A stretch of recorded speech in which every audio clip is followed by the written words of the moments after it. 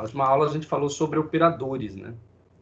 O valor esperado de uma grandeza. Como é que calcula em mecânica quântica o valor esperado de uma grandeza? O senhor tinha dado um exemplo lá também, né, professor, que você poderia pegar a energia de um sistema e ela ia dar igual a equação desse cara aí, Schrödinger. Assim, a gente pegou um modelo Equação do clássico. cheiroso. Eu mostrei para vocês a foto do Schrödinger. Se vocês verem um monte de fotos, vocês não sabem quem que é Schrödinger? Eu já vi, mas o senhor não mostrou não. Mostra aí para nós. Tá, deixa eu ver aqui.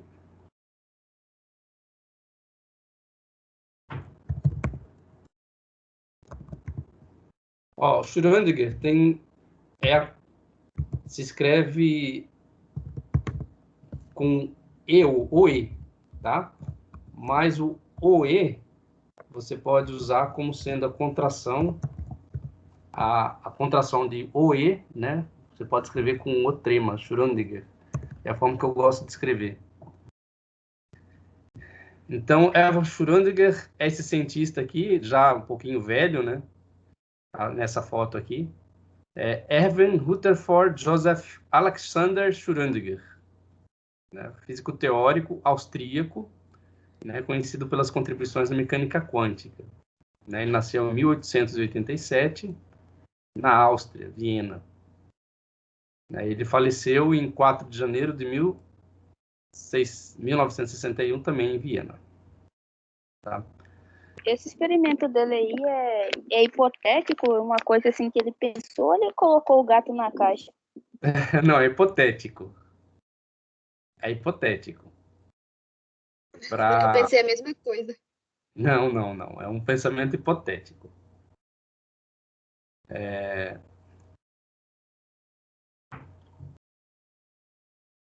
Eu tenho um negócio para mostrar, mas vou mostrar numa aula mais oportuna, tá? Não de hoje. Mas tem a ver com a sua pergunta. Para quem gosta de leitura, né, o Schrödinger ele fez excelentes contribuições, né, na física, né, na mecânica quântica. A tese de doutorado dele teve, se não me engano, 15 ou 18 páginas. Foi menos de 20 páginas a tese de doutorado dele. E com essa tese de doutorado ele ganhou o prêmio Nobel. Para mostrar que o volume não é importante. Importante é a essência do que você produz, né? Tem uns livros interessantes, né? Que depois, quando ele ganhou o prêmio Nobel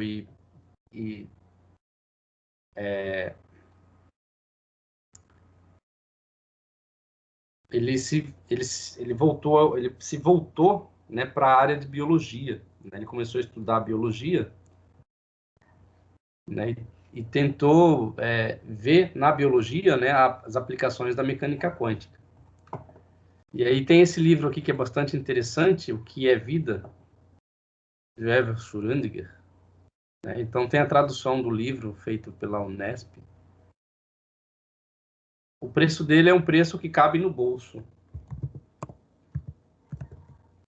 Quem tem iniciação científica dá para comprar.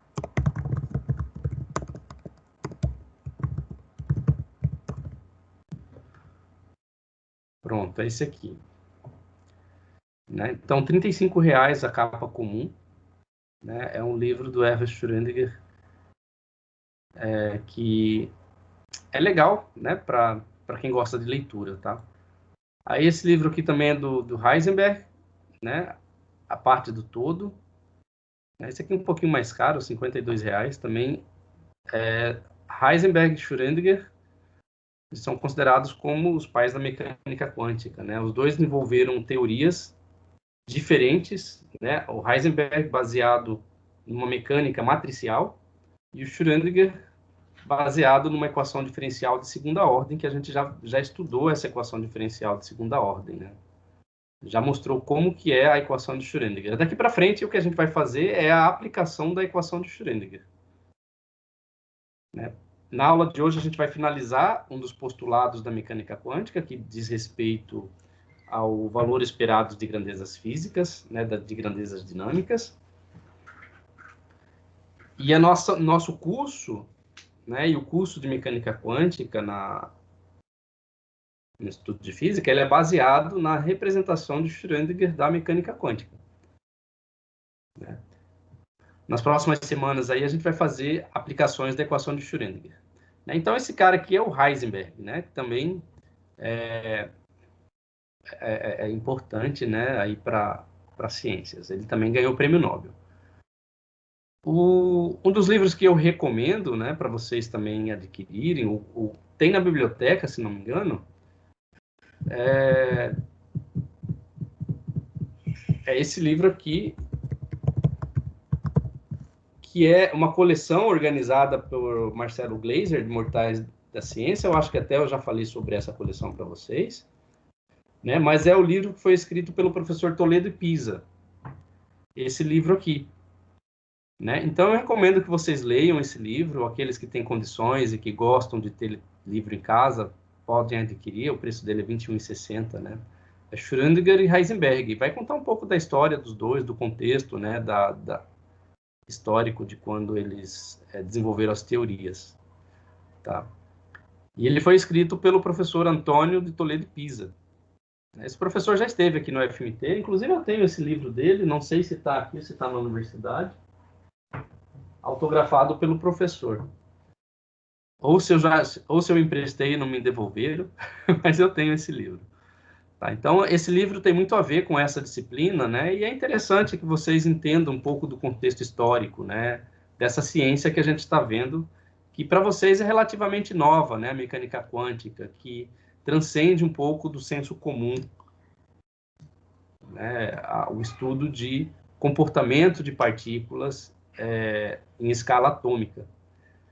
Então, mecânica quântica, o objetivo dela é estudar o comportamento de partícula em escala atômica. Então, se você não conseguir definir uma partícula em termos de uma representação de Schrödinger ou do Heisenberg, então isso não está relacionado com mecânica quântica. Ou de Dirac também, né? Então, são 3 nomes. O Dirac também ganhou o prêmio Nobel. Os 3 ganharam o prêmio Nobel: Schrödinger, Heisenberg e Dirac. Bom, a gente não vai ver nada de representação de Dirac nem de Heisenberg. A gente vai ver a representação de Schrödinger pela elegância, simplicidade da sua teoria. Então, Professor, voltando... a Sandra está perguntando aqui no chat sobre livro de partícula e antipartícula. Tá, deixa eu ver o que ela perguntou. Obrigado, Kessia. Partícula e antipartícula de Mortais da Ciência. Deixa eu lembrar. Tem um livro de uma professora que teve aqui. Não estou lembrado o nome dela.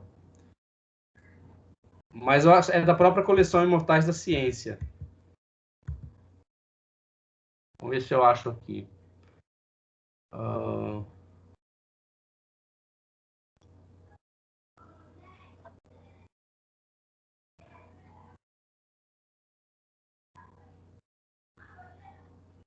Bom, essa coleção ela é grande, tá? Olha só, são livros de 20, 21 reais, né? 19 reais esse aqui, de Copérnico, Nicolau Copérnico.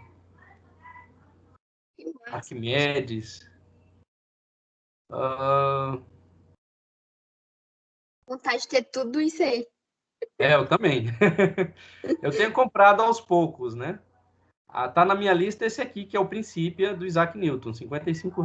Tá até aqui já na minha... Está aqui na minha... Professor, qual que é esse site aí? O senhor tá? Aqui é o site do Amazon. As minhas compras eu faço no Amazon.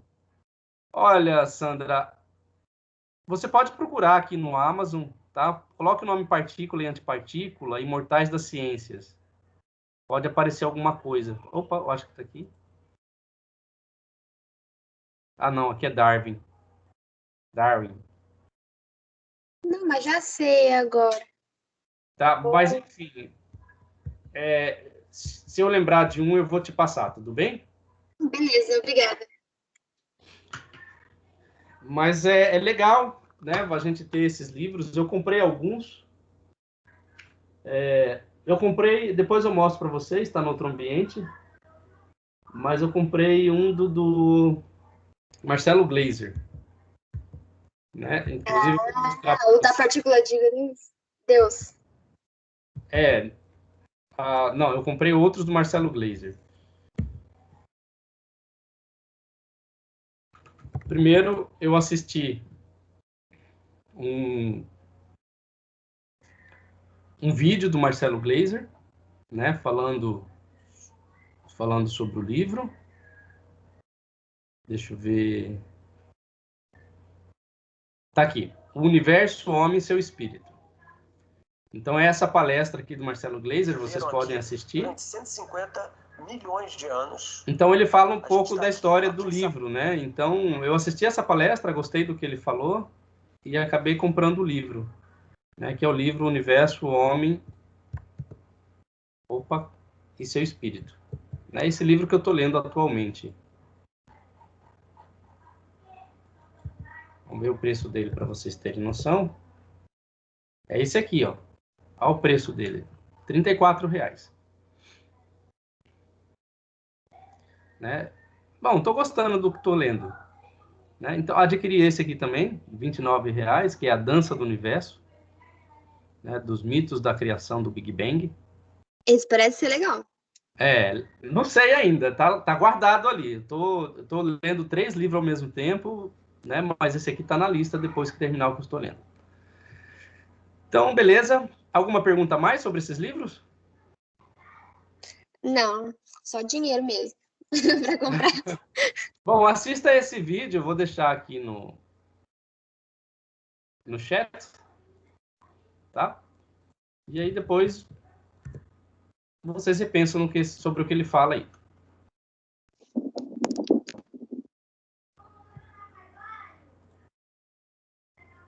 Muito bem. Então, ó, voltemos para nosso objetivo da aula, né? Que é terminar a parte de operadores.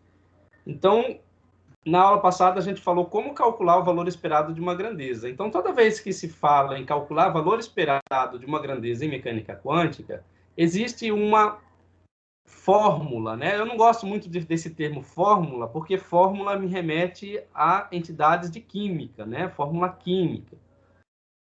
Em física, eu gosto mais do termo equações. Oi? Não, eu ia falar o mesmo. Equações.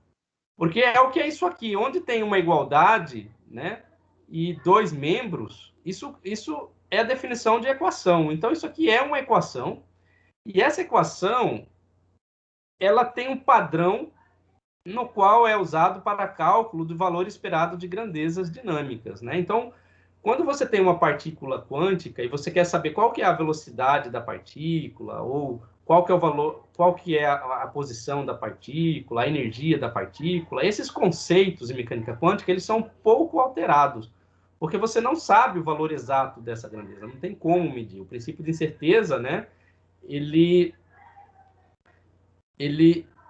impede que a gente saiba com exatidão qual que é o valor de posição e momento, né, que a gente saiba simultaneamente o valor dessas grandezas físicas, né? Então, está relacionado aí com a simultaneidade com que os eventos acontecem, né? A gente vai ver isso na aula de hoje. Então, quando a gente quer calcular uma grandeza física que está relacionada com o sistema, né, essa grandeza física e mecânica quântica, ela é definida como um valor esperado ou valor médio, né? E isso remete a conceito de probabilidade, né?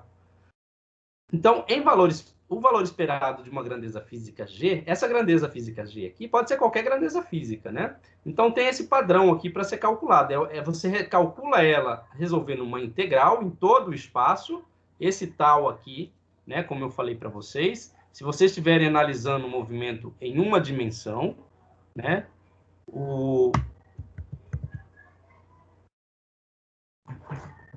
Então, se vocês estiverem analisando o movimento em uma dimensão, o tal vai ser o dx, vou fazer assim. Então, o tal pode ser o dx, né, para uma dimensão, pode ser dx dy, né? Isso aqui é igual a um elemento de superfície, né, em 2 dimensões, e o detal pode ser dx, dy, dz, e isto aqui vai ser igual a um elemento de volume em 3 dimensões. Então, quando a gente vai calcular o valor esperado de uma grandeza física, né, a gente tem que levar em consideração em quantas dimensões essa grandeza física vai ser analisada. Então, se ela for em uma dimensão, então essa grandeza física vai ser integral de menos infinito até mais infinito, do complexo conjugado da função de onda, multiplicado por uma grandeza que a gente vai ver mais para frente, é um operador multiplicado pela própria função de onda. Então, essa grandeza G aqui, a gente viu que não tem significado físico, é só uma operação matemática. Mas quando eu faço esta integral, usando este operador matemático, aí sim, este operador matemático, quando atua sobre uma função de onda, ele vai dar um sentido físico para a grandeza. Então, quando eu realizo uma medida em mecânica quântica, né, na verdade, o que eu estou fazendo é esta operação matemática, essa integral, né, quando eu realizo uma medida em mecânica quântica para obter o valor esperado de uma grandeza. Na mecânica clássica, a gente mostrou que o cálculo, né, dessa integral, ela requer que essa função g ela seja função de x, y, z e do tempo. Né? E eu dei o exemplo da mecânica clássica da força, que é a massa multiplicado pela derivada segunda da posição em relação ao tempo. Né? E quando eu integro, o que eu obtenho é a função da posição, ou seja, a função horária da posição. Isso aqui me dá a ideia de trajetória. Né? Ou significa dizer que a cada instante do tempo eu sei qual que é a posição da partícula. E se eu derivo essa função, eu tenho a velocidade. Se eu multiplico pela massa, eu tenho o momento. Né? Então, eu vou ter o momento em função do tempo, eu sei o valor do momento em cada instante de tempo, e eu posso também definir a velocidade em função da posição. Eu sei qual é a velocidade em cada trecho, em cada posição, né, da minha trajetória. Isso, em mecânica clássica, está relacionado com absolutismo, porque eu sei exatamente quais são os valores de todas essas grandezas em cada instante do tempo. Em mecânica clássica, isso é possível. Em mecânica quântica, a gente mostrou que o princípio de incerteza, ela impede que você saiba, né, simultaneamente os valores de momento e posição. Né? De forma tal que, para a gente calcular o valor esperado em mecânica quântica, né, essas grandezas não podem mais ser definidas em termos absolutos. E aí a gente entra com o conceito de probabilidade do valor esperado, né, dessas grandezas físicas. Bom, então G aqui, para cálculo do valor esperado da grandeza física, usando esta relação, né, a gente pode escrever o seguinte, e aí a gente lembrou lá de como a gente calculou o valor esperado do momento, né, e numa das aulas passadas a gente mostrou que o valor esperado do momento, né, o valor esperado do momento, vocês que vão rever aí as aulas, vocês vão ver que a gente mostrou que esse valor esperado era o cálculo integral em todo o espaço, né? Psi de RT, complexo conjugado, né? E aí tinha um termo aqui, que era menos I, H cortado, vezes o operador del, né? Atuando sobre a função de onda em RT, né? De tal. Ou seja, para eu calcular o valor esperado do momento, eu tinha que realizar essa integral aqui. E nessa integral tem um termo diferencial. Por que diferencial? O operador diferencial aqui, né, em 3 dimensões, está relacionado com a derivada em relação a x na direção de y, mais a derivada em relação a y na direção de j, mais a derivada em relação a z na direção de k. Então tem um termo diferencial aqui. Esse termo aqui não tem significado físico, porque ele é simplesmente uma operação matemática. Mas esta operação matemática, ela está associada a uma grandeza física. Qual grandeza física que é essa? É o momento. Então, quando eu derivo, né, em relação à posição e multiplico por menos IH cortado, eu tenho uma operação matemática que, quando atua sobre uma função de onda, ela retorna o valor do momento.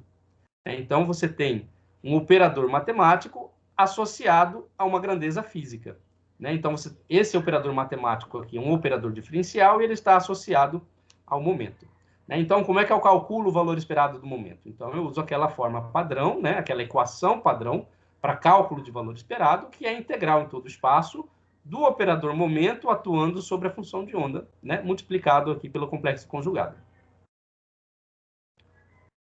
E aí a gente mostrou o seguinte, que a cada grandeza física, G, né, esse G aqui pode ser posição, pode ser momento, pode ser energia, momento angular, né? Então, a cada grandeza física vai estar associado um operador matemático. Agora, esse operador, ele pode ou não ser diferencial, tá?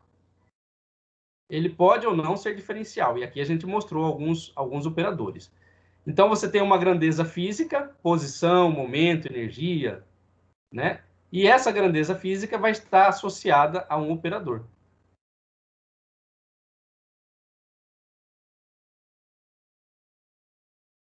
Então, ela é associada a um operador.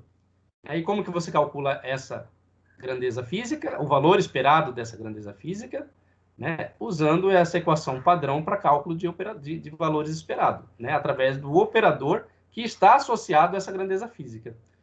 Então, por exemplo, se eu tenho posição, o operador associado à posição é o próprio valor da posição. Não é um operador diferencial. Mas o momento, né, o momento da partícula, o operador associado ao momento da partícula é um operador diferencial. Né? E aqui, nas direções x, y e z, vai ser menos IH cortado derivado em relação a x.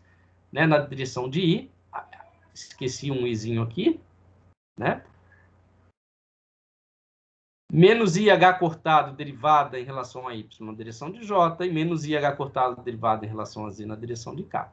Então, é um operador diferencial, o operador que está associado à grandeza física chamada momento da partícula.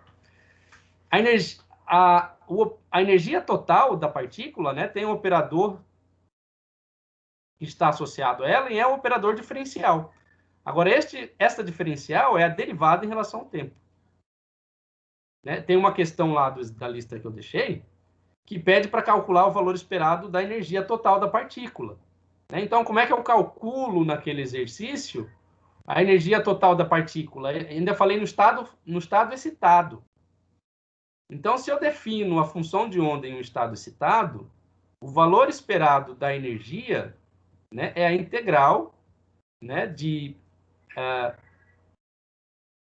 se não me engano, era em uma dimensão, né? Então, de menos infinito a mais infinito, do complexo conjugado da função de onda, x de t, multiplicado, né? Agora aqui eu uso o diferencial, o operador diferencial que está relacionado com energia, que é IH cortado,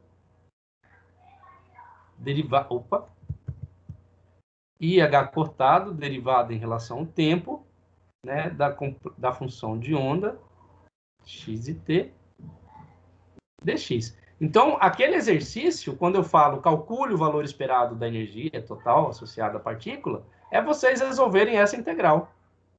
Né? É saber que o operador que está associado à energia total, né, é IH cortado derivado em relação ao tempo, e é saber também que a equação que calcula valores esperados de grandezas físicas tem esse formato aqui. Então, se você conhece o operador associado à energia total, substitui aqui nessa equação e resolve a integral. Né? Então, o exercício dava qual que era o valor dessa função. Se não me engano, era uma combinação de A, cosseno, de kx menos ômega t. Desculpa. Era kx multiplicado por E elevado a menos I ômega t. Era uma coisa assim. Né? Não lembro perfeitamente como era a função de onda daquele exercício, mas era uma coisa dessa natureza. Então, o que eu tenho que fazer? Aplicar o operador diferencial. Professor. Oi. Esse exercício aí é da lista ou é exercício que o senhor propôs na aula? Foi um exercício que eu mostrei em sala de aula e a gente até resolveu. Se não me engano, já está no YouTube, tá? Essa aula. Ah, sim. Tá? E tá aqui no Teams, ó. Vamos lá ver. Arquivos na unidade. Opa. na unidade 2, exercícios, está aqui.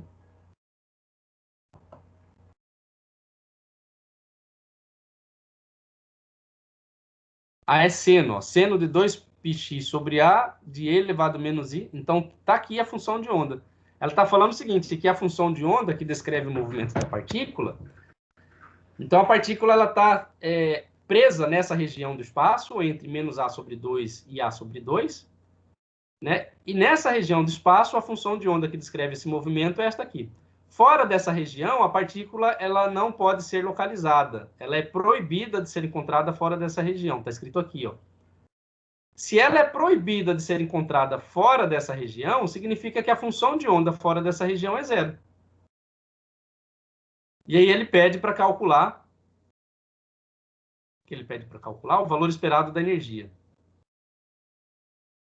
Está aqui, encontre o valor de E para esse primeiro estado excitado. Né? Ele fala aqui em cima que é um estado excitado, ó. Primeiro estado excitado, entendeu? E pede para calcular a energia E. Né? Então, calcular a energia E é fazer este procedimento, né, para o cálculo do valor esperado. É calcular esta integral. Né? Bom, a função de onda não é essa, é aquela que eu mostrei. Então, é só substituir e calcular a integral. Entenderam? Entendi. Então, essa lista aí é para entregar agora junto com a terceira? Calma, eu vou terminar o capítulo, tá? Essa lista, eu fiz uma aula resolvendo esses exercícios, tá? E vocês vão refazer essa lista, esses exercícios, e me entregar, tá? Vai ter mais exercício na lista. Esses aí já estão resolvidos. Sim. Valeu, professor. Beleza. Bom, e aí depois a gente, ó, fez aqui usou, né, a relação clássica da energia que está associada a uma partícula, né, na energia total, né? E, bom, em mecânica clássica, a energia total de uma partícula, né, ela pode ser descrita em termos da função hamiltoniana. A função hamiltoniana é a função da posição e do momento, né? E está relacionado com o quê? Com energia cinética mais energia potencial, onde a energia cinética é meio de mv ao quadrado, né? Que isso aqui pode ser escrito em termos do momento, né? P quadrado sobre 2m. E a energia potencial é uma energia que depende da posição, né?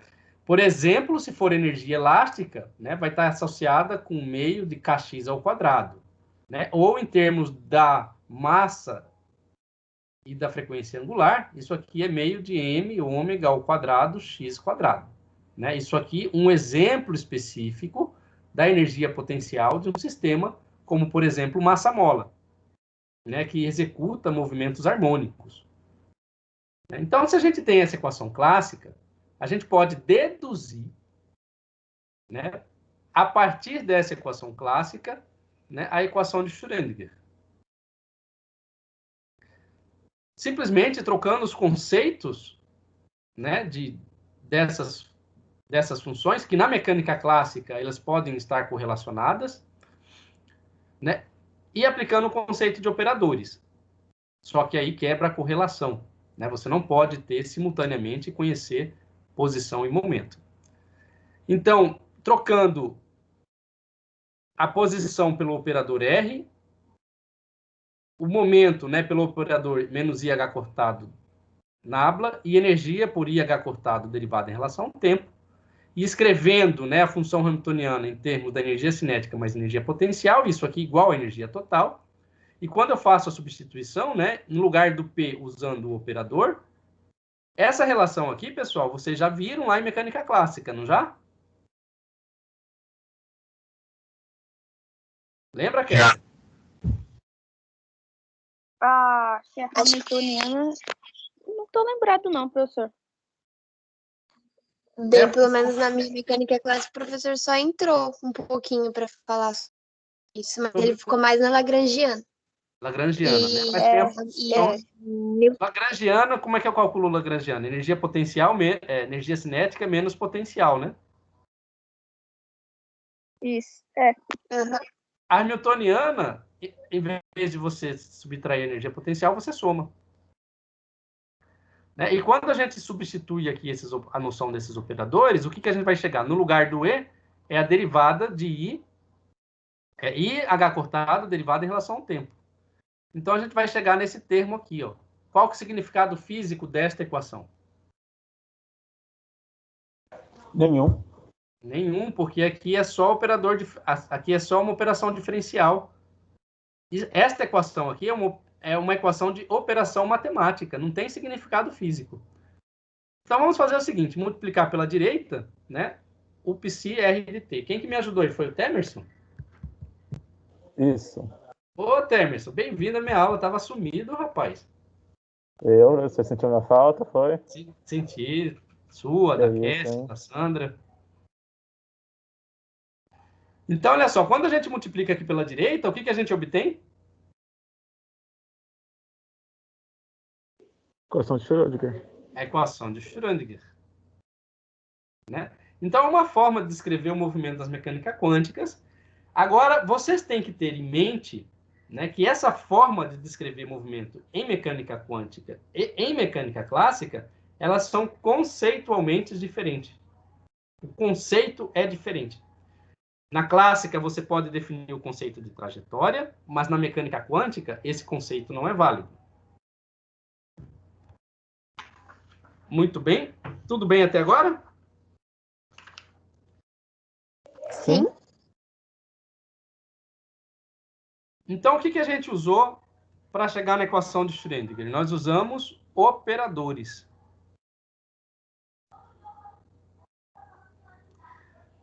Né?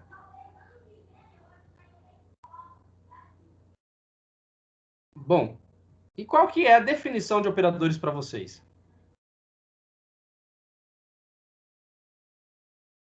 Quando vocês escutam falar de operadores, o que vocês falam? Quando o avô de Kessia pergunta para Kessia, o que é um operador, minha netinha? O que você fala, Kessia? Alguma coisa que faz alguma operação, ué. Deixa eu fechar a porta aqui. Pensa no que você falou para mim. É meio que, né, uma aplicação de algo, né? Tipo, você tá operando com alguma coisa, tá aplicando alguma coisa a se transformar em outra, né? Talvez. Muito bem. Esses conceitos que vocês duas falaram, se aplica.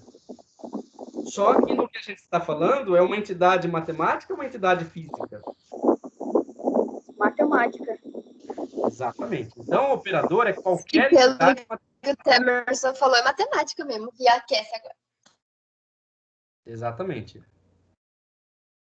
Ô, professor, mas se eu Oi. falasse de operação com meu avô, ele ia achar que era outra coisa relacionada à medicina. Até na medicina, as operações que ocorrem na medicina também estão relacionadas com operações matemáticas. Não escapa da matemática, viu? Bom, Tá. então essa entidade matemática, ela faz o quê? Olha o nome, operadores. Essa entidade matemática vai fazer o quê? Ela vai... Em medicina, a gente fala o quê? Operar. Exatamente, opera. Né? Opera aqui está no sentido de atua. Atua sobre quem?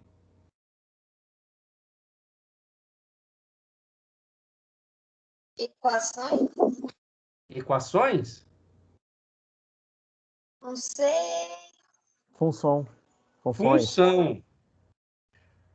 Ela vai atuar sobre qualquer função. E quando ela atua sobre qualquer função, o que você obtém? Outra função. Exatamente. E por que não é atuadores?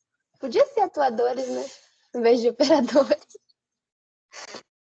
Poderia, né? Faz mesmo sentido. Atuadores, né? Está atuando sobre a função. Mas a comunidade científica, né, usa operadores. Eu acho que em Portugal talvez possa usar esse termo atuadores. Não vai mudar o sentido, né, não vai mudar o sentido dessa definição. Né? Então, qualquer entidade matemática que opera, né, no sentido de atuar sobre qualquer função, obtendo como resultado, né, o Temerson falou, outra função.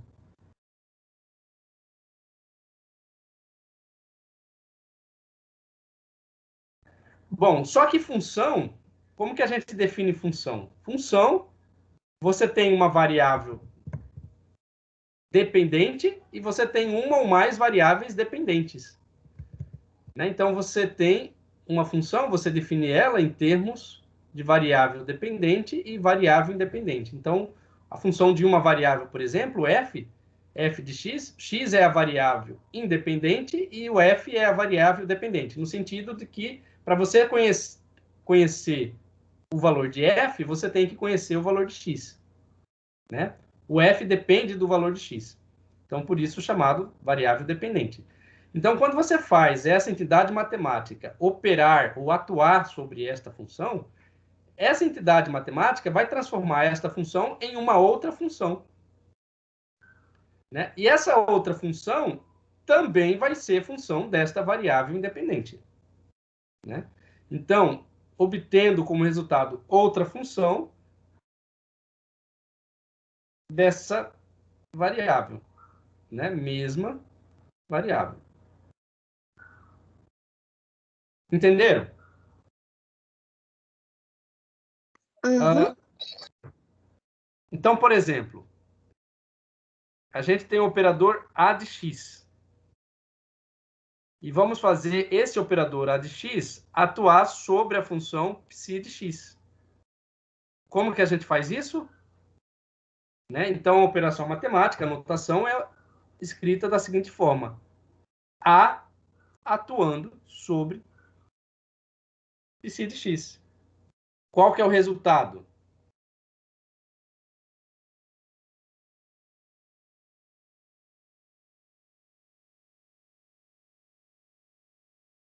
O resultado é uma outra função. Então, vamos chamar essa outra função de φ de x. E esse φ de x é o resultado da atuação de A sobre φ de x. Né? Em mecânica, a gente vai ver muito isso aqui. Então, por exemplo,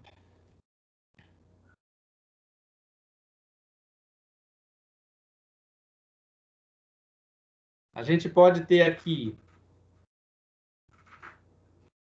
um operador A igual ao valor de x. Então, isso aqui, o φ de x vai ser x atuando sobre a psi de x. Né? Ou a gente pode escrever A atuando sobre psi de x vai ser igual a x psi de x, que é igual a φ de x. Entenderam? Outro exemplo, vamos colocar esse aqui, o exemplo 1, vamos colocar o exemplo 2. Né? Vamos supor que A seja o operador derivada em relação a x, um operador diferencial multiplicado por x. Né? Então, quando eu faço o A atuar sobre a função psi de x, o que eu vou obter como resultado? A atuando sobre psi de x, isso aqui vai me produzir como resultado, né, a diferencial x, né, atuando sobre psi de x. Muito bem. Note o seguinte, que eu tenho uma diferencial agora, multiplicado pela posição, e multiplicado, e esse termo aqui vai atuar sobre a função. Né? Então, isto aqui vai ser igual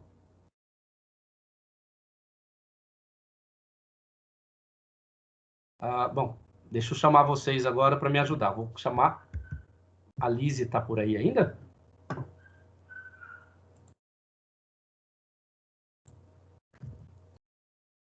Não. O Rafael? Tá de boa, Rafael? Alô, professor? Tô aqui. Você está entendendo?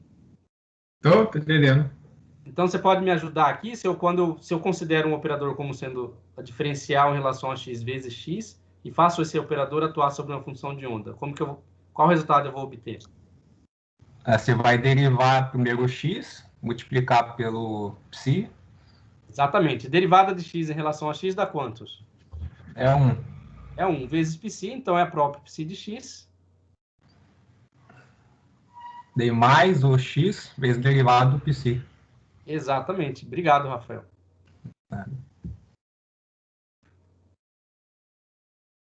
Então, aqui, pessoal, o segredo aqui é que você tem uma diferencial que está atuando depois de x. Primeiro você faz atuar x e depois você atua diferencial. Né? Então, como a diferencial aqui atua depois de x, você vai ter, quando você vai aplicar a diferencial x, você vai ter a derivada do produto.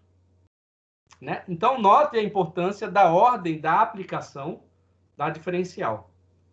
Né? Então, se você, por exemplo, escreve x derivada em relação a x, isso aqui é diferente de escrever derivada em relação a x de x.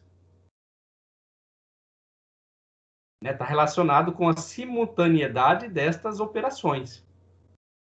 Está vendo que aqui o conceito de simultaneidade ele é importante? Então, significa dizer que se eu aplico o operador A sobre a função π de x, isso aqui vai ser π de x mais x derivada de π em relação a x. Então, aqui, a ordem dos fatores altera o produto. A gente passa a nossa vida inteira lá no ensino médio, né, em ensino fundamental, aprendendo que a ordem dos fatores não altera o produto, né? Já ouviram falar dessa frase, não já? Sim. Pois é, Então, aqui você leva um tapão na cara. pois é, aqui, ó, não é verdade. A ordem dos fatores pode alterar o produto, né? Então, não é verdade. Então, um exemplo, né, quando seu avô quer você falar que a ordem dos fatores não altera o produto para você, você fala, avô, eu já aprendi que isso não é sempre verdade. Aí você pode mostrar que esse operador, né, derivado em relação a x, multiplicado por x, atuando sobre a função π de x, vai resultar em... Ah, desculpa. Vou escrever dessa forma. π de x mais derivada de π de x em relação a x. Então, olha só, nesta relação matemática aqui, você tem π em todos os termos, né? Você tem π no primeiro membro, no primeiro termo do segundo membro e no segundo termo do primeiro membro. E se eu apagar esse π, o que vai acontecer? Esse π aqui, então, é trocado por 1, né? E vai ficar dessa forma. Igual a 1 mais a derivada... Ah, faltou um x aqui, né? X derivada em relação a x.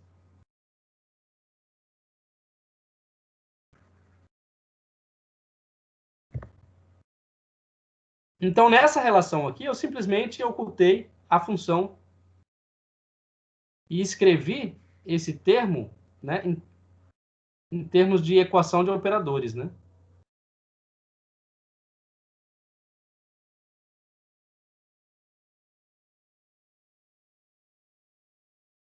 Então, veja que se você faz primeiro o x atuar sobre a função e depois a derivada em relação a x atuar sobre a função, é o mesmo que multiplicar a função por essa relação aqui, 1 mais x derivada em relação a x. Então, esta é uma relação ou é uma equação de operadores matemáticos.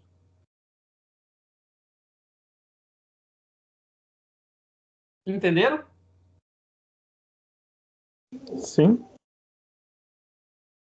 Uhum. Então, de um modo geral, o que a gente tem?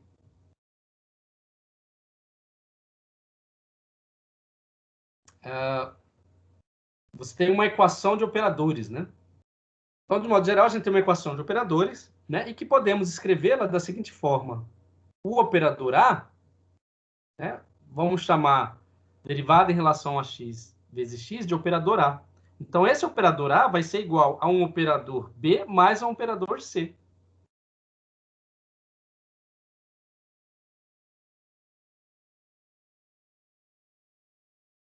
Isso implica em quê?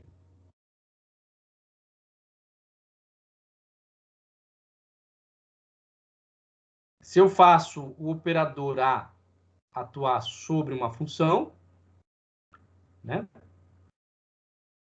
Isso vai implicar que eu vou ter o operador A mais o operador C atuando sobre esta função.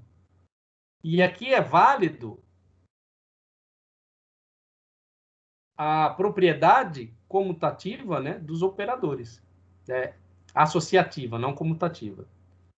Então, o operador B atuando sobre psi de x, mais o operador C atuando sobre psi de x.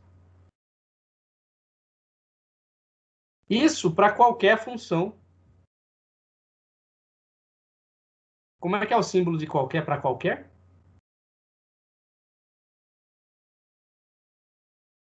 Acho que eu só conheço pra todos, pra qualquer, não sei. Temerson sabe, não, Temerson? Ele que é o das álgebras. Ah, esse daí mesmo. Vai falar um V cortado. É um V cortado, Sim. né? Emerson, você me ensinou uma coisa agora. O quê? Isso aqui é um V cortado. Ah, você veio na minha cabeça assim pra gente falar. Não, é porque a primeira vez que eu vi esse símbolo, para mim era um A de cabeça para baixo. Sério, eu nunca pensei em falar em A. Eu só veio o V e o cortado. O V cortado. Tá bom, aprendi. Então, entenderam isso aqui, pessoal?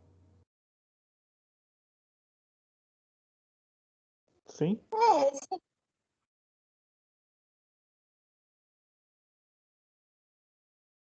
Agora vamos relembrar uma coisa extremamente importante em mecânica quântica e que vocês já estudaram lá em álgebra linear. Vocês já fizeram álgebra linear? Já. Vocês lembram lá de álgebra linear da equação de autovalores? O que é uma Sim. equação de autovalores? Como é que eu represento?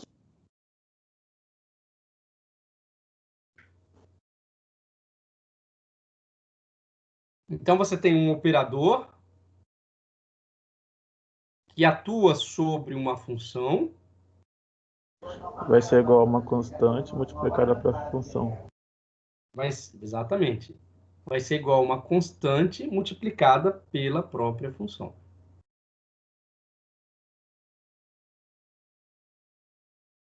Então, veja bem, este conceito aqui vocês já viram, já é familiar de vocês, lá de álgebra linear, e agora a gente vai usar esse conceito lá em álgebra linear e mecânica quântica. A base matemática da mecânica quântica é a álgebra linear. Por isso que vocês têm o curso de álgebra linear. Ele é muito importante em mecânica quântica. Esta equação aqui, vocês vão resolver ela para vários sistemas. Vocês vão usar. Então, quem gosta de tatuagem, se quiser tatuar essa equação aqui no braço, né? Tatua ela junto com a equação de Schrödinger, porque a equação de Schrödinger, a gente vai mostrar que ela pode ser descrita em termos de uma equação de autovalores. Ok? O Lucas gosta de tatuar. Eu tenho um amigo que eu gosto muito dele, foi meu aluno de graduação aí na física, ele fez licenciatura, foi meu aluno de iniciação científica, foi meu aluno no mestrado, ele fez doutorado no mesmo lugar que eu fiz, com a mesma pessoa que me orientou, né, e passou um ano na Bélgica, hoje ele é professor lá na Unir, né, em Rondônia, Porto Velho. E depois que ele terminou o doutorado, virou professor, ele endoidou e começou a tatuar o corpo. Então, o corpo dele é cheio de tatuagem de buraco negro, e tinha várias tatuagens, né, de equação matemática. E aí, quando eu fui lá visitá-lo, ele começou a mostrar a tatuagem para mim, né? Eu falei assim, rapaz, cadê a equação que te deu o título de mestre e de doutor aí no corpo? E ele tinha esquecido de tatuar a equação de Schrödinger, né? E na outra vez que eu fui visitar, estava lá a tatuagem da equação de Schrödinger no corpo dele. Muito bom, hein? Então, isso aqui, pessoal, é o que a gente conhece como equação de autovalores, né? Como que a gente interpreta esta equação de autovalores? Então, você tem uma entidade matemática, que é um operador, e uma função, né, que é descrita em termos de uma variável independente. Quando esse operador atua sobre essa função, você tem como resultado a própria função multiplicada por uma constante. Toda vez que isso acontece, né, toda vez que você faz um operador atuar sobre a função e obtém a própria função vezes a constante, a gente diz que esta constante é um alto valor desse operador matemático. E esta função, ela é uma autofunção do operador matemático. Então, aqui, a gente pode dizer que A de n é o alto valor correspondente.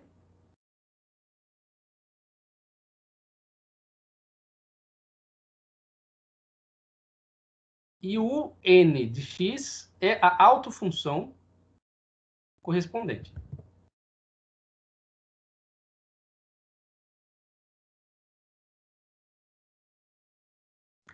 Em mecânica quântica também, a gente costuma dizer que esta autofunção, né, pode algumas vezes chamada de autovetor. Né? Correspondente a quem?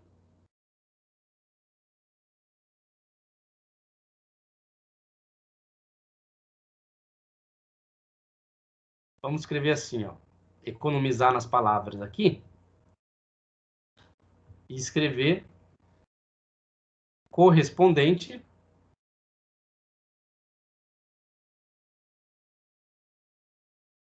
ao operador A de x. Entenderam? Uhum. Sim. Isso significa o quê? Que para cada operador vai existir um conjunto de números a n e também um conjunto de funções u de n correspondentes. Tá? Então, esse n aqui, esse índice n, significa que você tem um conjunto de funções.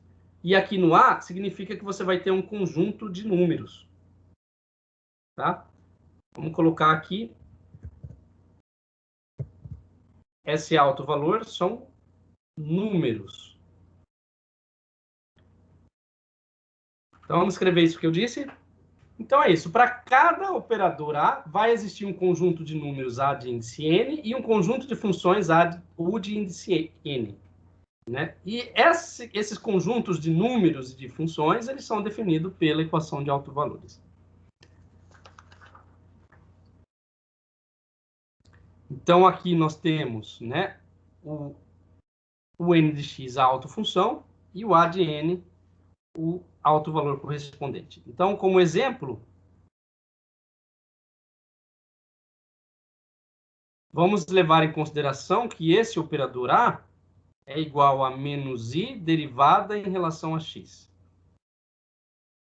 Né? E como é que fica a equação de autovalores? Neste caso, a equação de autovalores vai ser deste formato, né? O operador A atuando sobre a função, então vai ficar menos i derivada em relação a x, que atua sobre o n de x, e isto aqui vai ser igual ao quê? A n, o n de x. Bom, acabou o meu espaço aqui. Vamos usar mais uma folha. e refazer essa... Vou reescrever, né, essa equação de autovalores. Está escrito errado aqui, né? Equação de autovalor. Ave Maria. Letrinha horrível. Valores. Vamos reescrever essa equação de autovalores e ver o que a gente pode fazer com essa equação. Então, essa equação, o operador é menos i, derivada em relação a x, que vai atuar na função un de x. E isso aqui vai dar como resultado an multiplicado por un de x. Tem como resolver essa equação? Tem a exponencial. Exatamente.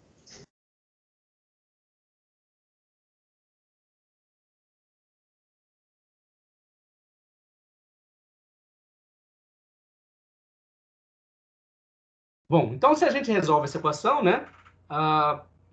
Passa o dx para lá e o u para cá, e integra em todo o espaço, né? Você vai ter um ln de x de um lado, e você vai ter o...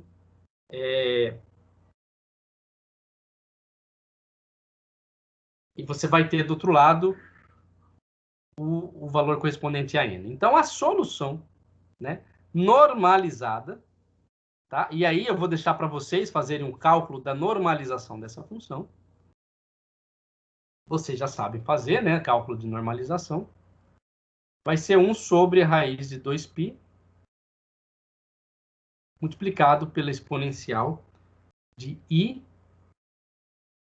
a nx.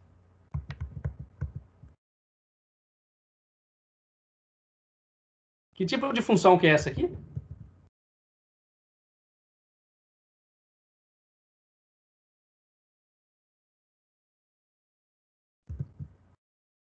Opa.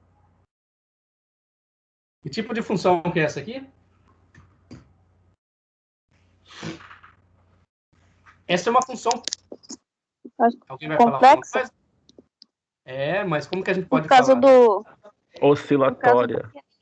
Exatamente.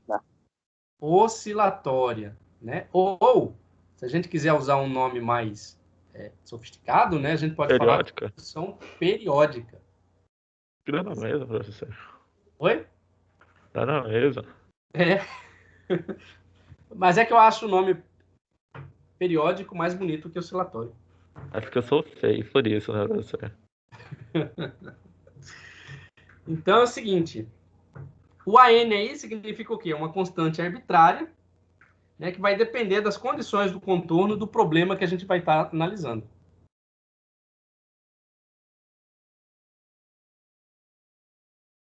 Hein, professor? Oi? Então, para cada autovalor, vou ter o valor correspondente à grandeza social do operador? Você vai ter um conjunto de grandezas correspondentes associado ao operador. Não, mas quando eu aplico o operador de uma determinada grandeza e obtenho o autovalor, esse autovalor vai me corresponder ao valor da grandeza? Olha, em mecânica quântica, a gente diz que é o valor esperado da grandeza. Tá, o valor esperado. O valor esperado da grandeza. Beleza.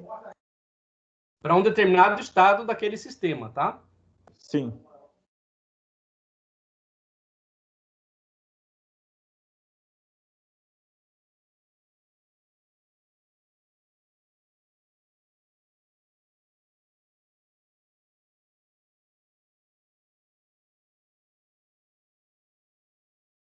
Tá entendendo, Kessia?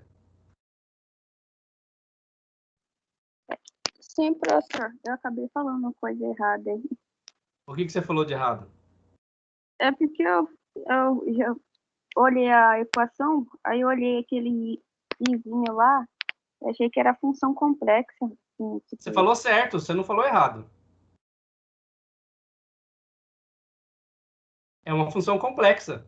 E é justamente por ter essa função complexa aí que torna essa função uma função periódica. Se não tivesse essa função complexa, essa função não seria periódica. Tá? Você pode ver isso a partir da relação de Euler. Né? Então, é essa função complexa que torna a função periódica. É aí que está a riqueza da função. Né? A relação de Euler diz o seguinte, que E elevado a I θ é igual a cosseno de θ, né? Vou colocar o mais ou menos aqui, tá? Mais ou menos I seno de θ. Então, é uma função periódica exatamente porque o argumento dessa exponencial ela é uma função, é um número complexo. Então, você não está errada, você está certa. Tudo bem? Tudo bem, professor.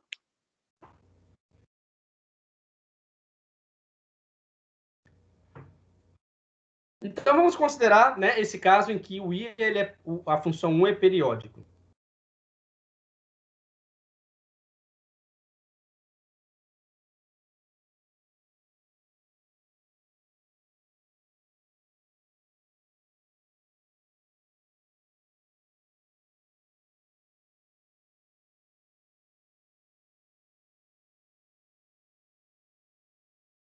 O que significa dizer que essa função UN de x é periódica?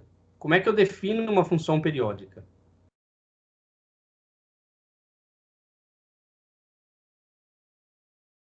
Bom, para falar que ela é periódica, primeiro eu tenho que definir em qual intervalo ela é periódica. Né? Então, vamos considerar o caso que U de x ela é periódica no intervalo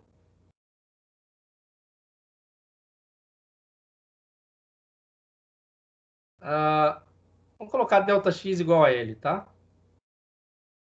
Ou entre 0 e L.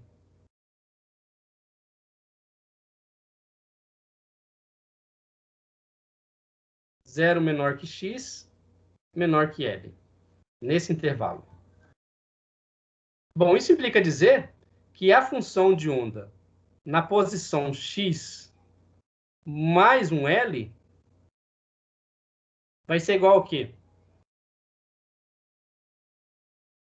A função de onda na posição x. Significa dizer que a cada vez que eu somo ao argumento da função um comprimento L, ela vai reproduzir o mesmo valor para a função. Entenderam? Então, isso implica o seguinte.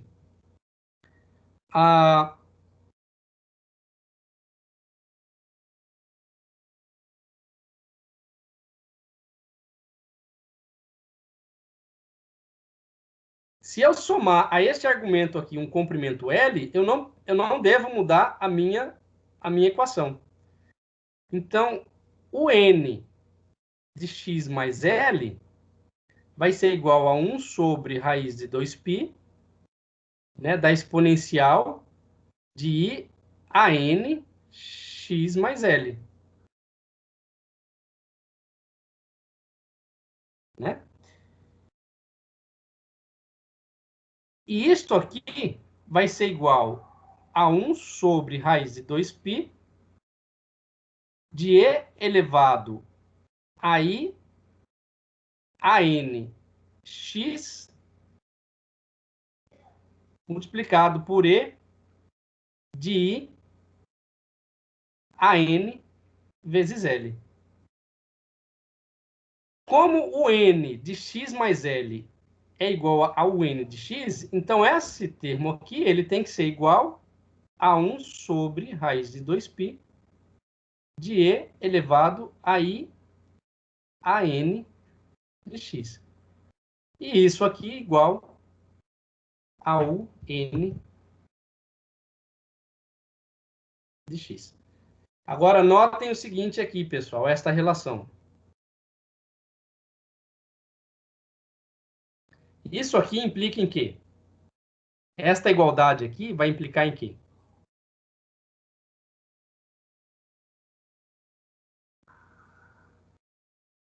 Isso aqui implica no seguinte. Implica que E elevado a I a N vezes L é igual a quantos? E elevado a I 2π, que implica, tem multiplicado a N, que implica que L é igual a 2π. I elevado a N vezes L é igual a quantos? Esse termo aqui é a 1. Que é equivalente a E Né? Tem que ser igual a 1, né? Porque se esse termo aqui é igual a esse, então significa que essa exponencial aqui vale 1. uhum. Entenderam? Entendeu, Kessia? Entendeu, Sandra? Sim, agora faz sentido. Agora vamos ver o seguinte, ó. Vamos colocar a relação de Euler aqui, né? Então isso aqui vai ser o quê? Cosseno de ANL mais I seno de ANL, e isso aqui igual a 1.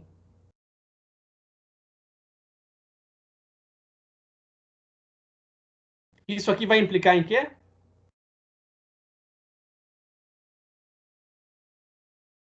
Qual é o valor que ANL tem que assumir para que esta relação aqui seja sempre verdadeira? Múltiplos de 2πn. Múltiplos de 2 Pi. nπ? Nesse caso, n tem que ser par.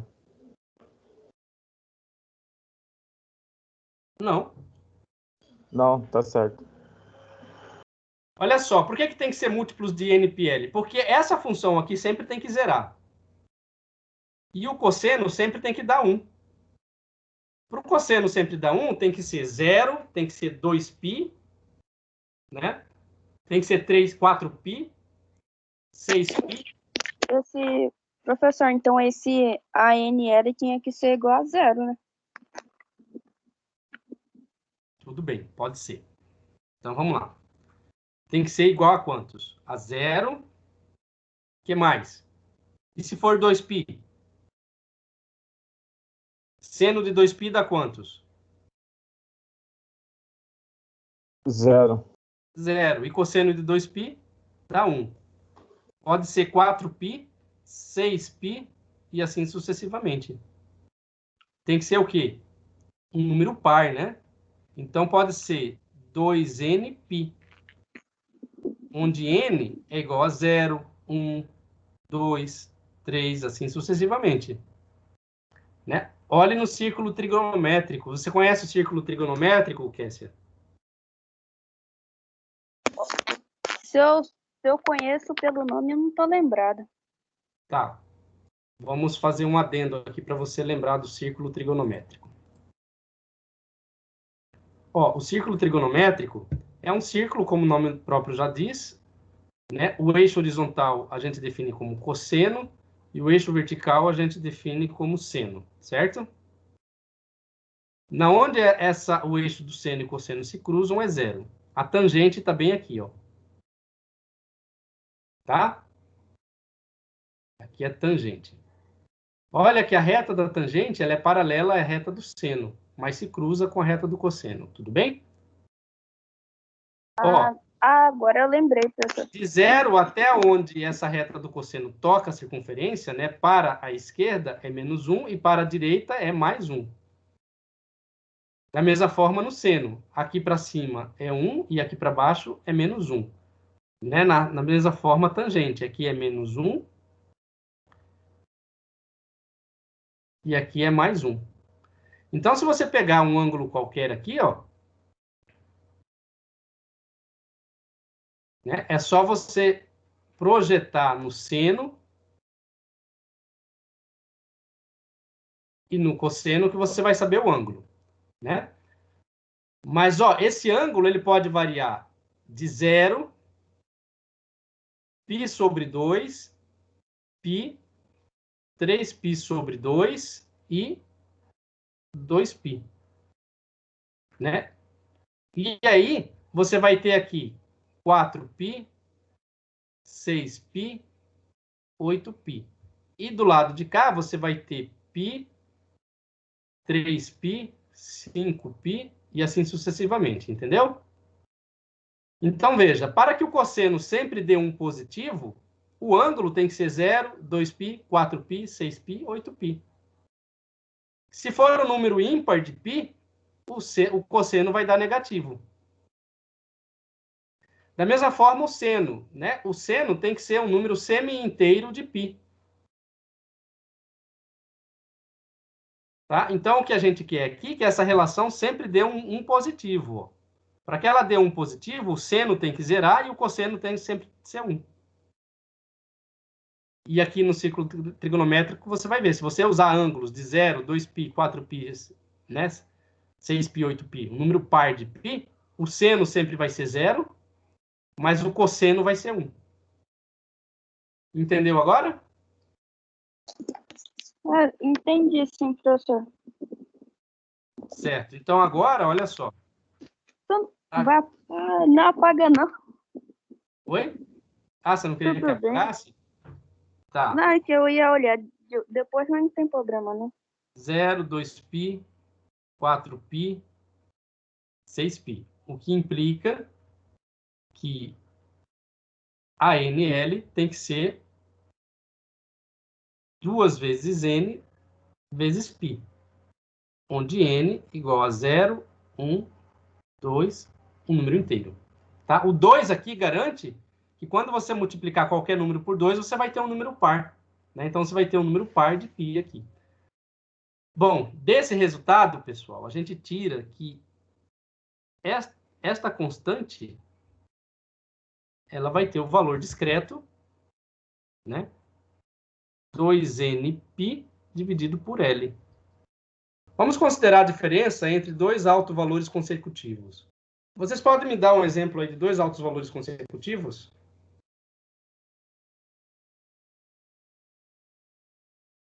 A n é um alto valor e a n mais 1 é um alto valor consecutivo. Então, se eu pegar a diferença de an mais 1 e a n, né, que relação que eu posso encontrar? Então, a n mais 1 vai ser isso aqui, ó. 2 multiplicado por n mais 1 vezes π dividido por L.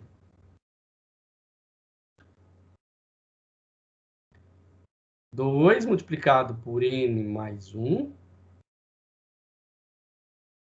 vezes π dividido por L. Menos 2nπ dividido por L. Isso aqui vai ser igual ao quê?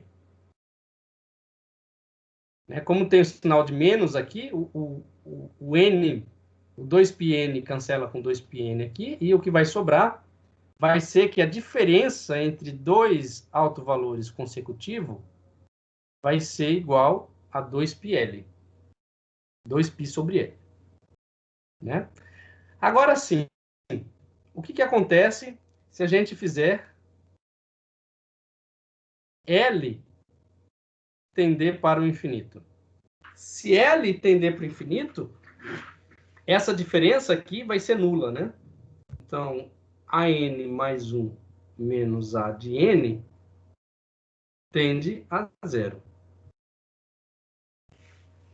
Correto? Sim. E como é que fica a autofunção?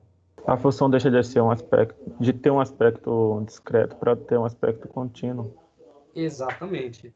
Então, ela deixa de ter um aspecto discreto, então ela vai ser u de x igual a 1 sobre raiz de 2π multiplicado pela exponencial de i a x.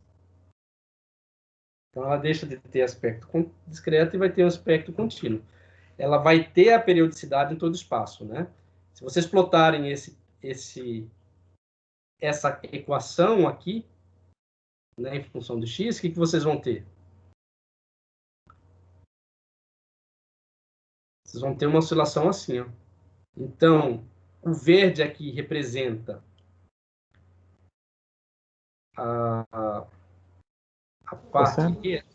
parte real, né, de u de x, né, a parte real, e o azul aqui vai representar a parte imaginária de u de x. Né? Então, tanto a parte real quanto a parte imaginária da função vai reproduzir uma oscilação que se propaga em toda a direção de x, tanto para o negativo quanto para o positivo. Entenderam? Sim. Isso seria uma superposição? Oi? Isso seria uma superposição ali que o senhor desenhou? Aqui não. Aqui, na verdade, é porque como é uma função complexa, né? A função complexa, como é que você descreve o número complexo? Vocês lembram? Vamos supor que eu tenho um número complexo x, né? Descrito em termos de a mais b vezes i. O que é o i? Raiz de menos 1. Certo? Então, a parte real de x é igual a a. E a parte imaginária de x é igual a b. Ok? Nesta relação aqui, o que eu tenho é uma função f de x. E essa função, ela é uma constante a e de i θ. Certo? Vamos suprimir essa constante só para dar o conceito, né, do que é a parte real e o que é a parte imaginária.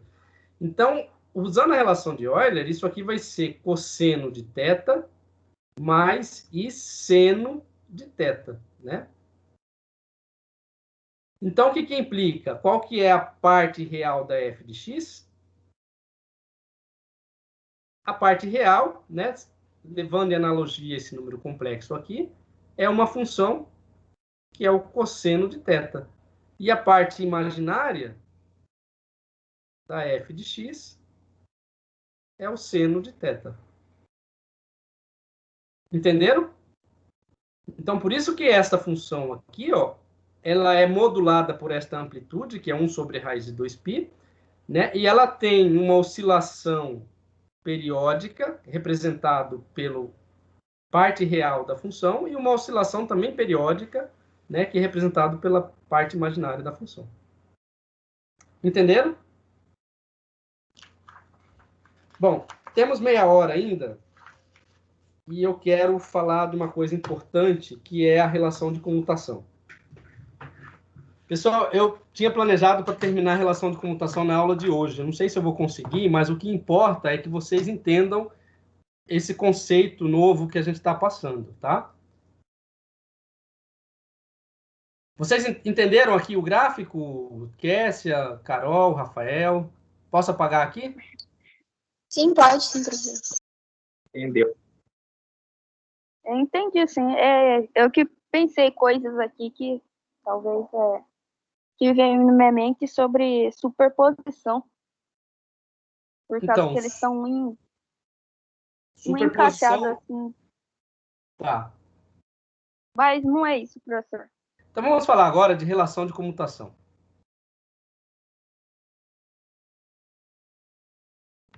Estão cansados? Eu não. Podemos continuar? Pode, professor. Tá. Bom, vai tá lá no YouTube, né? Vocês podem acompanhar depois lá, rever a aula. Relação de comutação, né? Quando a gente fala lá que a ordem do produto não altera os fatores, no fundo, o que a gente está falando ali é uma relação de comutação. Tá? Quando eu brinquei lá com a Kessia, né, para ela falar com a avó dela, que a ordem dos produtos pode alterar os fatores, vai ficar mais claro agora, né, o que eu estava falando, quando vocês entenderem de relação de comutação. Vocês lembram o que é uma relação de comutação?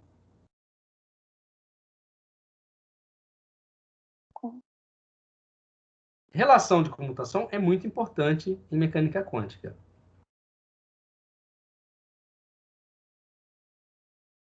Essa relação de comutação é quando você pega, tipo, um escalar e aí você multiplica pela soma de 2, alguma coisa assim? Não. Você... Já vai ficar claro. Ó, comutador, a gente vai definir o comutador desses operadores, né? A gente considerou o operador A e B. Vamos definir o comutador desses operadores da seguinte forma. Então, o símbolo de comutação é o colchete, né? É A, vírgula B,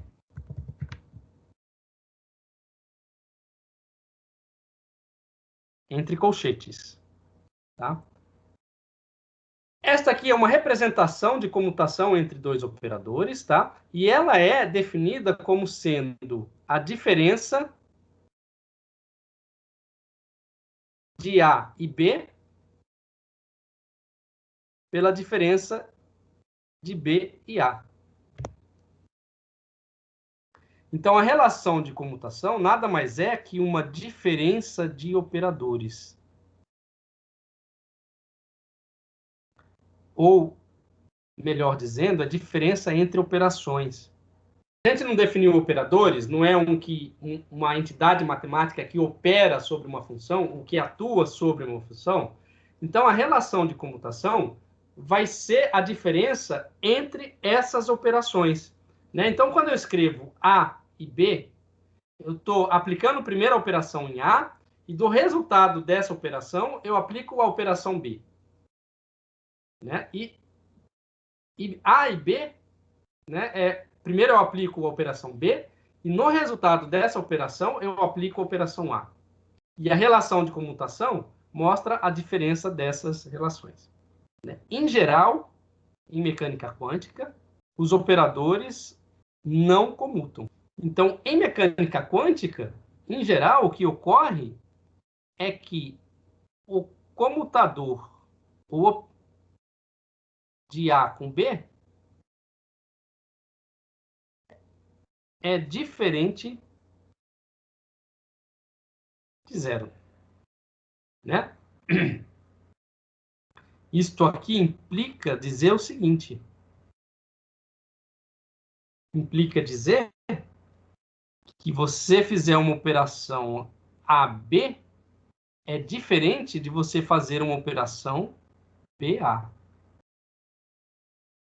Então, você pode dizer, olha, na mecânica quântica, a ordem dos fatores altera, sim, o produto. Né? Mas vocês já estão acostumados com isso. Vocês estudaram matrizes? Sim. Então, em matrizes, pessoal, a ordem, né, dos fatores altera o produto. Não lembram disso? Sim. Então, como o nosso amigo Terence falou, o comutador pode ter como resultado um novo operador. Né? Vamos dar um exemplo?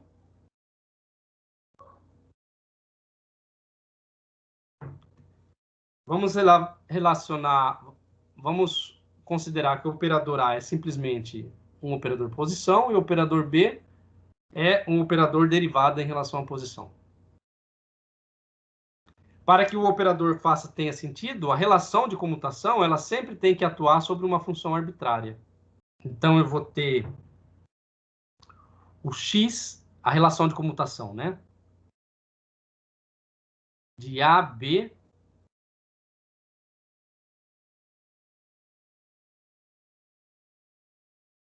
que vai ser igual x multiplicado pela derivada em relação a x, menos derivada em relação a x multiplicado por x. Para que a operação de comutação tenha sentido, você tem que fazer com que este operador atue sobre uma função arbitrária. Então, a gente vai fazer ele atuar sobre a função psi de x. Agora sim, você tem uma operação que tem sentido físico, né? E aí a gente pode fazer aqui o cálculo dessa relação de comutação. Então, essa relação de comutação, primeiro você vai ter x derivada de x, né? Isso aqui atuando sobre psi de x, menos x derivada em relação a x, de x, isso aqui atuando sobre psi de x. Então, isso aqui vai ser simplesmente x vezes a derivada de psi de x em relação a x, menos, agora aqui você tem uma derivada do produto. Né? Então, a gente já viu essa relação, vai dar psi de x mais x derivada de x, psi de x em relação a x. Fiz alguma coisa errada? Emerson, meu consultor para fins de cálculo algébrico, tá certo? Tá. Obrigado. Então, esse termo aqui, notem que é igual a esse termo que está dentro do colchete, né? Só que com sinal trocado. Então, esse termo aqui cancela com esse termo. E isto aqui vai ser igual a menos psi de x. Notem agora, ó, que eu tenho que a relação de comutação de A e B, atuando sobre psi de x,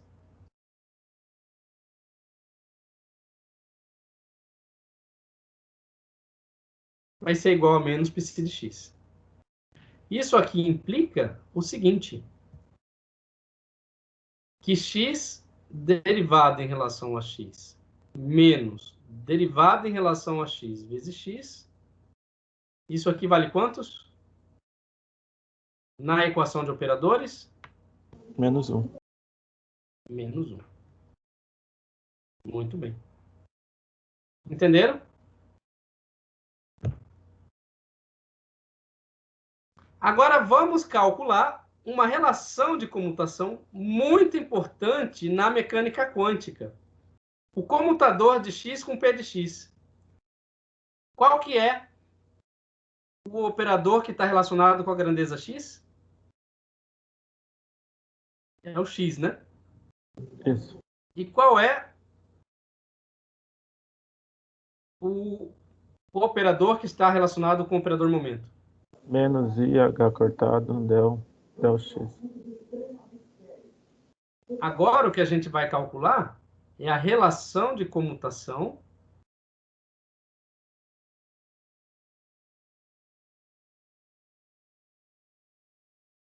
Não é menos, não, professor. Muito bem, é menos, obrigado.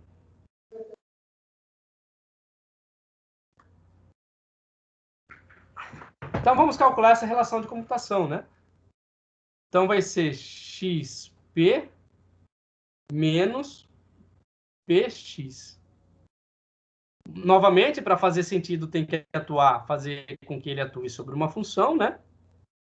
Então, eu vou ter x menos ih cortado derivado em relação a x, atuando sobre uma função psi de x, que vai ser menos ih cortado x derivada em relação a x,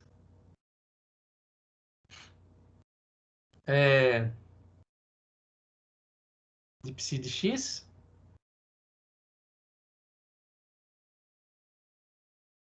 menos, né? Com um menos daqui vai dar mais, e h cortado derivada em relação a x de x psi de x.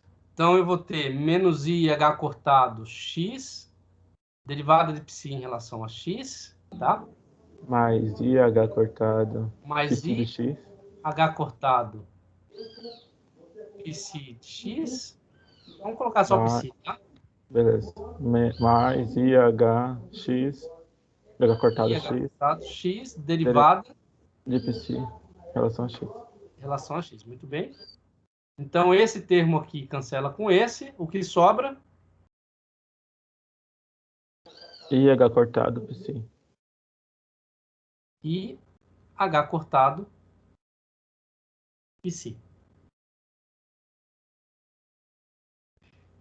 Então, isso implica que o operador de x com px é igual a i h cortado. É uma relação extremamente importante em mecânica quântica. E a gente vai entender por quê. Antes, deixo a pergunta aqui para vocês pensarem, que é o seguinte, o probleminha para vocês fazerem. Mostre que a relação de comutação de x com px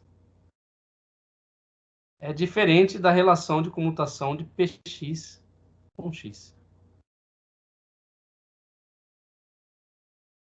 É diferente ou é igual?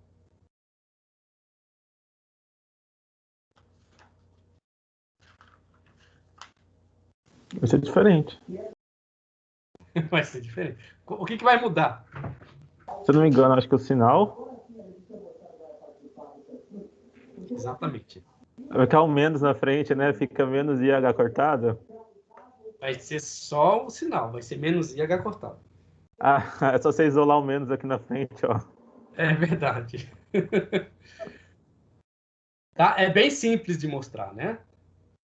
Mas fica aí o fato de que você fazer relação de comutação de x com p é diferente de fazer relação de comutação de p com x. Mas a gente mostrou, né, que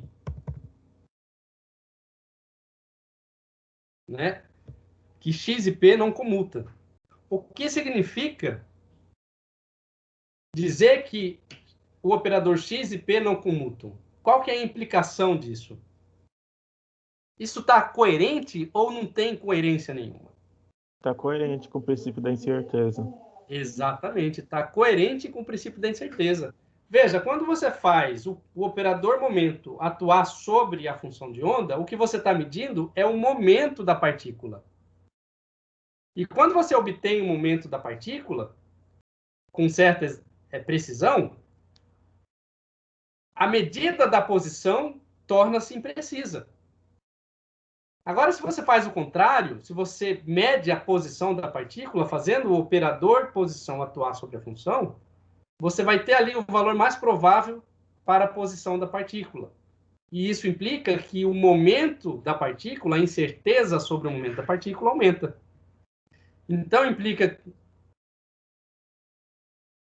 não comutam, né, que x e p não comuta, e está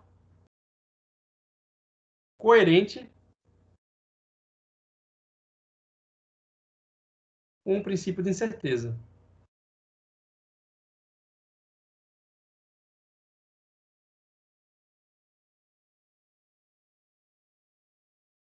Entenderam? Sim. Então, a gente pode dizer o seguinte, ó, que a relação de comutação entre dois operadores, né, vai ser AB menos BA, que isso aqui, né, dá a diferença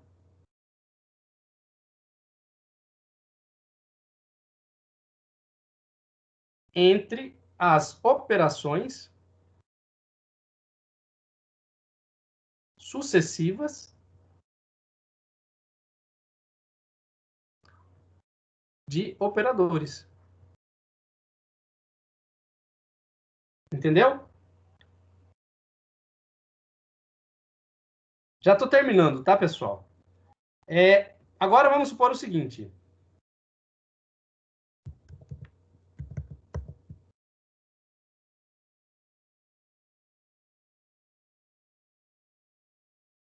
Suponha que a gente deseja fazer dois tipos de observação.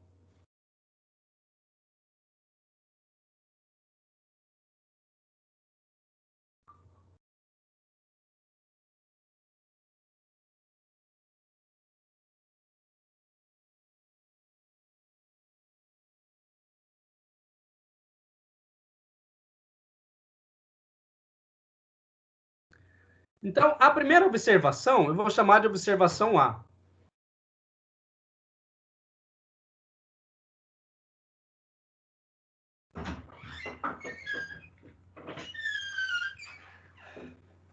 Dá licença? Por quê? Oxe, me dá um oi. Tchau. A segunda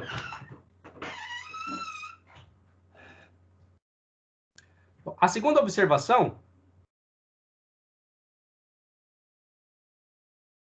vou chamar de B. Bom, então isso aqui eu posso, de acordo com o que a gente viu, fazer uma combinação AB e uma combinação BA. A combinação AB implica observação de B,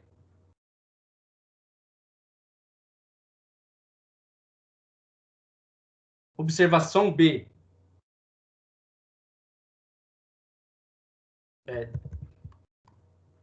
observação de B seguida de A, e BA será a observação A, né, de A, seguida de B. Em mecânica quântica, a gente viu que cada observação afeta a outra observação. A gente pode escrever isso. Cada observação afeta a outra. E isso está de acordo com o princípio de incerteza, né? Então, veja, se você definir que a observação A é a posição e a observação B é a medida do momento, se você faz primeiro a medida do momento, a medida da posição vai ser afetada. Ou se você troca, se você faz a medida da posição e depois faz a medida do momento, né, esta medida do momento vai ser afetada. E isso implica o seguinte: os dois procedimentos, eles dão resultados diferentes. Então, se os dois procedimentos dão resultado diferente, fazer a medida de A primeiro, você vai ter uma precisão no valor de A. E se você faz a medida de B primeiro, você vai ter uma precisão sobre o valor de B. E de que forma que a gente representa isso? Com a diferença entre o produto das observações. Exatamente. Bom, desculpa aí, minha letra está um pouco garrancho, mas é porque eu estou tentando escrever rápido, tá? Isso é fome, Então... professor. Oi? Isso é fome. Também. Então, isso implica, como o Temerson já falou aí, a diferença, né, entre as aplicações dos operadores. É isso aqui, Temerson? Isso, a diferença tem que ser igual a zero. É diferente de zero, desculpa. Tem que ser diferente de zero. Isso. Porque se for igual a zero, significa que não importa a ordem aí que se aplica, né, essas observações. E isso sugere o quê? Isso sugere que essas observações sejam representadas por quê? Operadores? Exatamente. Existe alguns operadores que comutam? Operadores que comutam. Bom, uma das tarefas que eu vou mandar para vocês fazerem é observar isso aí, né? Relação de comutação entre operador momento e operador posição, operador momento linear, momento angular, operador posição, momento angular. Mas, em geral, os operadores, eles não comutam. Tá? Em mecânica quântica. Beleza. Bom, e para finalizar, esses operadores têm que estar associados a quê? A grandezas mensuráveis. Exatamente. Então, de forma geral, eu vou falar observável no lugar de mensurável, né? Então, exemplos dessas grandezas, Temerson?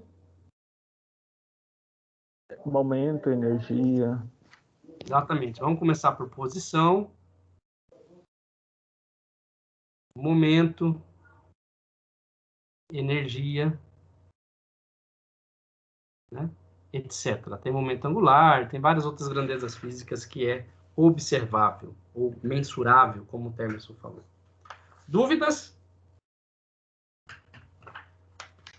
Professor, Oi. a velocidade ela entra junto com esses outros termos?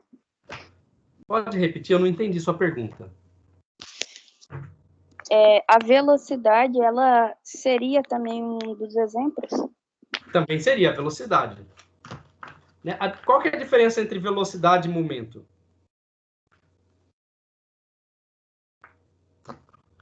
Uma constante, que é a massa. Momento é o produto da massa pela velocidade. Né? A velocidade também entra nesse exemplo.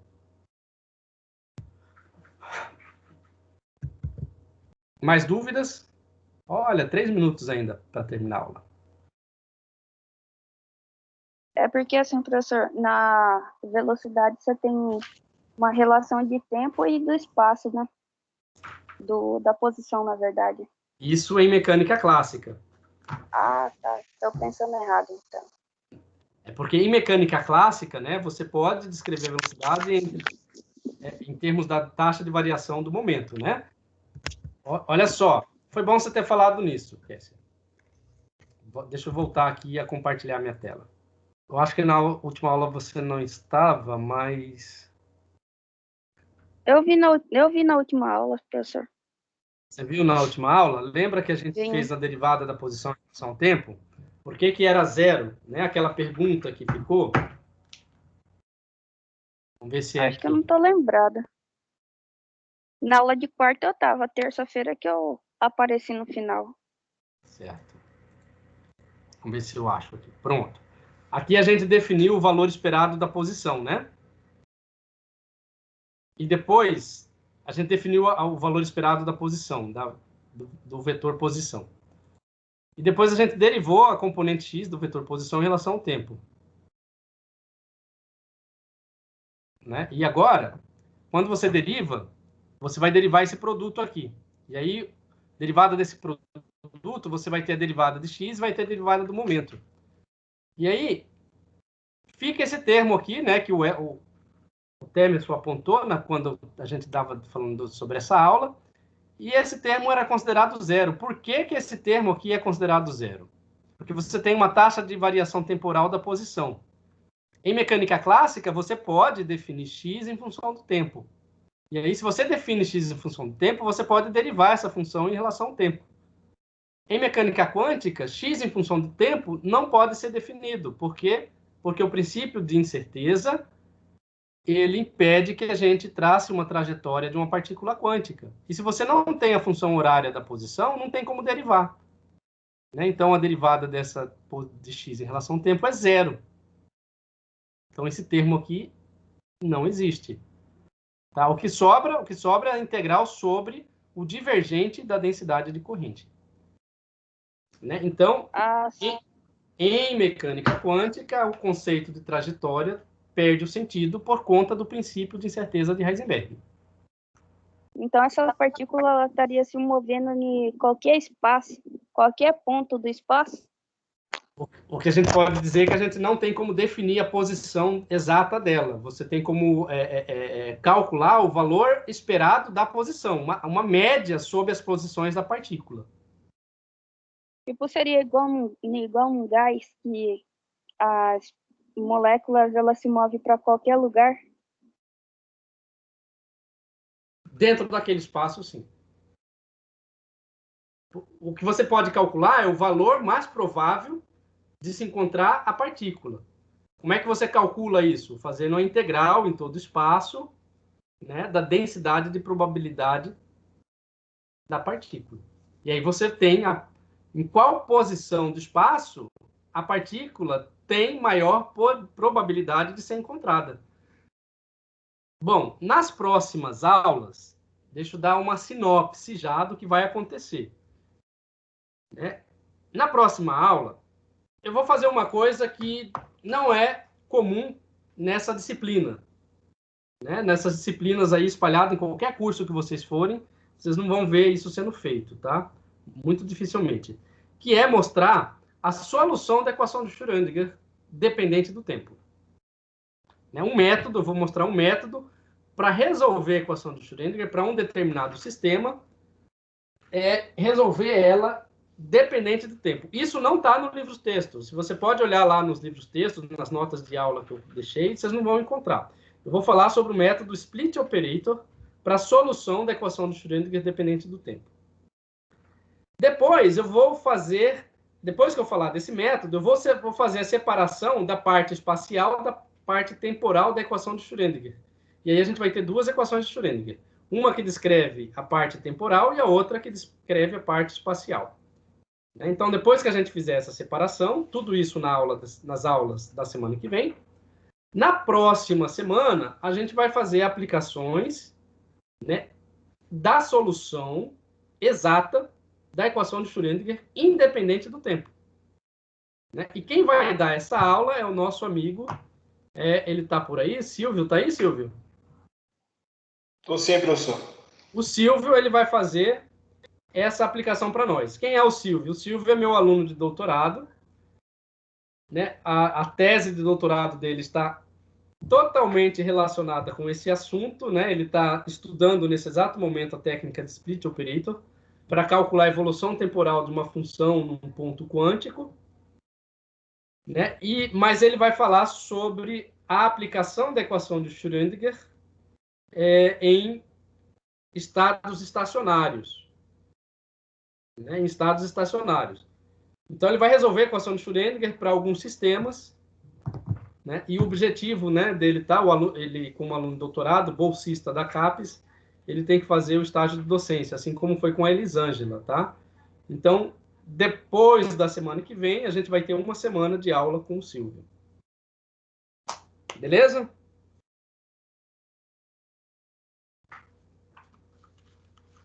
Dúvidas?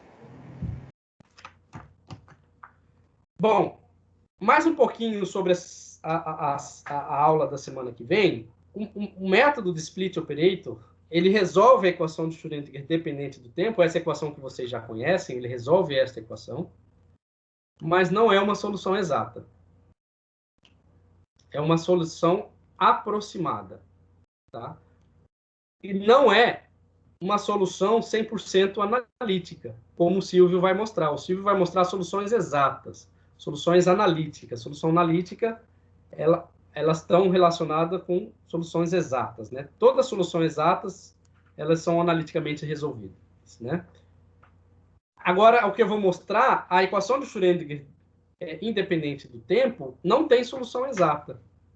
Elas têm soluções aproximadas. Então, eu vou mostrar um tipo de solução aproximada. Existem várias técnicas, tá? Eu vou mostrar uma, que é a chamada técnica split operator. Tem outras técnicas, como polinômios de Chebyshev, aí outras que não me vêm na cabeça agora, mas tem. Tá? O que me vem na cabeça agora é esse polinômio de Chebyshev, que é uma técnica bastante elaborada e bastante robusta, né? E resolve muitos problemas em mecânica quântica. O que eu vou falar é de split operator, uma técnica extremamente didática. Vocês têm condições de entender, mas só que ela chega numa matriz e essa matriz não dá para resolver analiticamente. Aí você precisa fazer o quê, Temerson? Resolver numericamente. Resolver numericamente. E isso implica usar o quê? Aí vai depender da pessoa, né? Tem o que teve, Python, Fortran. O que teve, Python, Fortran, C++, né? Aí usar uma linguagem matemática para resolver. Eu vou só demonstrar, eu não vou fazer... Eu tenho uns programas aí em Fortran, né, que resolve. Quem quiser fazer fazer TCC nessa área, eu vou mostrar na semana que vem algumas aplicações bem interessantes, né, da aplicação da técnica de split operator em mecânica quântica. Beleza? Beleza. Então, essas são as cenas dos próximos capítulos. Não fica criando expectativa não, hein? Dando esperança, que é feio. Mas é isso que eu sei fazer. É só para você não dormir esse final de semana, tá, Temerson? Que nada, tenho provas no final de semana. Então, mais um motivo para você não dormir. Pessoal, fiquem com Deus, fiquem em paz e fiquem longe da Covid. Bom final de semana. Até. Falou, professor. Até mais. Tchau, Rafael. Tchau, Silvio. Tchau, Temerson. Tchau. Tchau, Sandra. Eu acho que ela não está mais aí, mas tchau, Sandra.